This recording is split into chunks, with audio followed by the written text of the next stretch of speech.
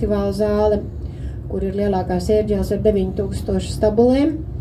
Un man, paldies Dievam, ir bijuši varianti, kad arī mana vārdmāsa Iveta Apkalne ir koncertējuši šeit ar Marisu Jansonu. Marisam Jansonam viens no pēdējiem koncertiem tieši šeit bija, bet mēs varējām ovācijas arī, var teikt, bļaut bravo, kad bija Elīna Garanča ar savu vīru kungu un Ungāru orķestrs.